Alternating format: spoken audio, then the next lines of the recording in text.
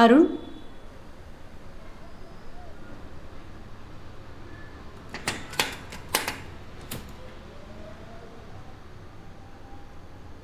ಏನು ಬಂದಿದ್ದು? ನನ್ನಿಂದ ಏನಾಗಬೇಕಾಗಿತ್ತು? ನಿಮ್ಮ ಹತ್ರ ಸ್ವಲ್ಪ ಮಾತಾಡಬೇಕಿತ್ತು.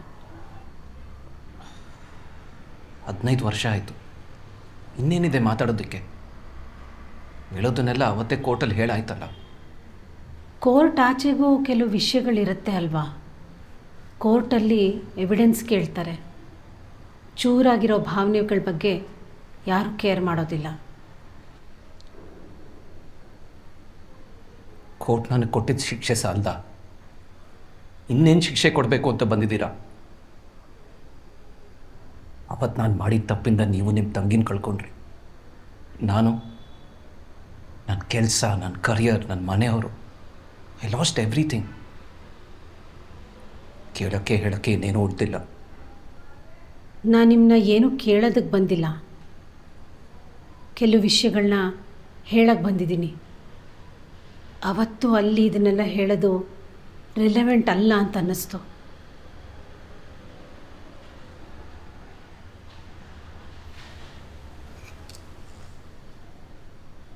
ಅವತ್ತು ನಾನು ತುಂಬ ಖುಷಿಯಾಗಿದ್ದೆ. ನನ್ನ ತಂಗಿಗೆ ಸರ್ಪ್ರೈಸ್ ಕೊಡೋಣ ಅಂತ ಆ ಕೆಫೆಗೆ ಬಂದಿದ್ದೆ. You know, I wanted to tell her I was pregnant.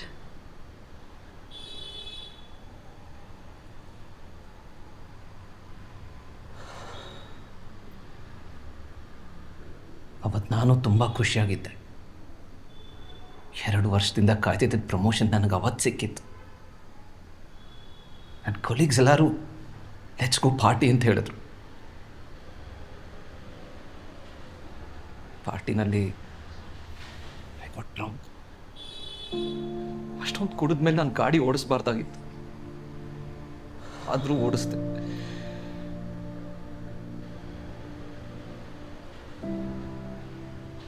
ಅದಾದ್ಮೇಲೆ ಏನಾಯ್ತು ನಿಮಗೆ ಗೊತ್ತು.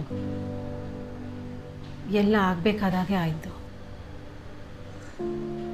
ಒಂದು ಕ್ಷಣದ ಖುಷಿ ನನ್ನ ಕೈಲಿ ಇಂಥ ದೊಡ್ಡ ತಪ್ಪು ಮಾಡ್ಸತ್ತೆ ಅಂತ ಗೊತ್ತಿದ್ದಿದ್ರೆ ಅವತ್ತು ನಾನು ಕುಡಿತಾನೇ ಇರಲಿಲ್ಲ.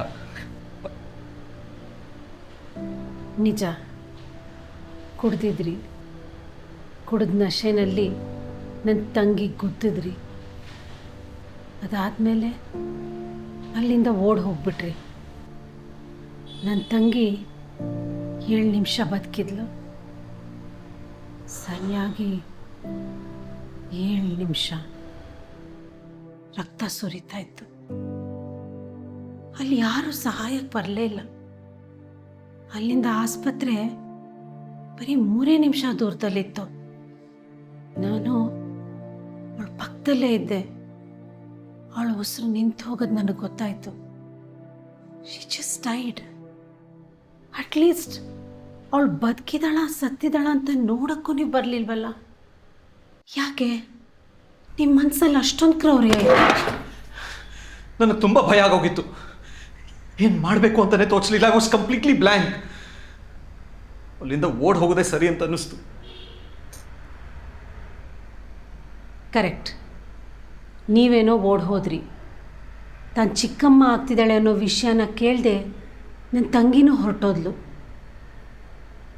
ಎಷ್ಟು ಹಿಂಸೆ ಆಗುತ್ತಲ್ವಾ? ಯಾರಿಗೋ ಒಬ್ರಿಗೆ ಏನೋ ಹೇಳಬೇಕು ಅಂತ ಅನಿಸುತ್ತೆ, ಆದರೆ ಹೇಳೋ ಅವಕಾಶನೇ ಸಿಗೋದಿಲ್ಲ. ಅಕಸ್ಮಾತ್ ನೀವು ಅವತ್ತು ಓಡ್ ಹೋಗದೆ ವಾಪಸ್ ಬಂದ. ನನಗೆ ಗೊತ್ತು, ನನಗೆ ಗೊತ್ತು.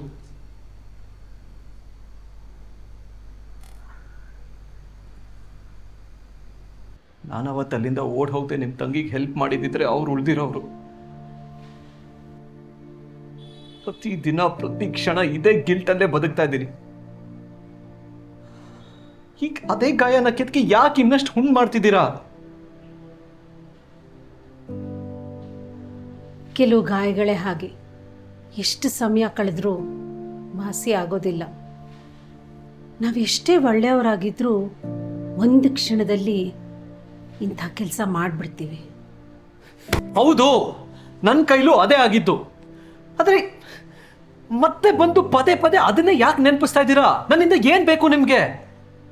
ಏನಿಲ್ಲ, ಹೊರಗೆ ಬಂದಮೇಲೆ ನೀವು ಹೇಗಿದ್ದೀರಾ ಅಂತ ನೋಡಬೇಕಿತ್ತು.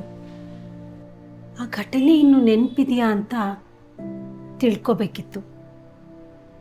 ನಾನು ಹೇಗಿದ್ದೀನಿ ಅಂತ ತಿಳಿಸ್ಬೇಕಿತ್ತು.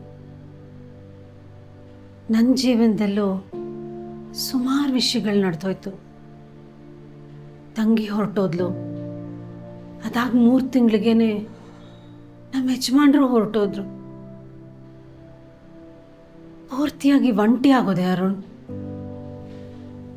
ಇದನ್ನೆಲ್ಲ ಯಾರಿಗೆ ಹೇಳಲಿ? ಹೇಳಿದ್ರು ಅವ್ರಿಗಿದು ಅರ್ಥ ಆಗುತ್ತಾ? ನಂಗೆ ಗೊತ್ತಿರಲಿಲ್ಲ. ನಿಮಗೆ ಅರ್ಥ ಆಗ್ಬೋದೇನೋ ಅಂತ ತಿಳ್ಸಕ್ಕೆ ಬಂದೆ ಅಷ್ಟೇ. Please please please please leave me alone. I am very very sorry for everything. Please leave me alone. I am sorry. Really very sorry. Please leave me. ಅಳ್ಬೇಡಿ ಅರುಣ್. ಆ ಒಂದು ಕ್ಷಣದಲ್ಲಿ ನಾನು ನೀವು ಎಲ್ಲ ಕಳ್ಕೊಂಡ್ವಿ. ಇದರಲ್ಲಿ ಯಾರು ತಪ್ಪು ಅಂತ ಹೇಳೋಣ? ಹೇಳಿದ್ನಲ್ಲ, ಎಲ್ಲ ಪೂರ್ವ ನಿಶ್ಚಿತ.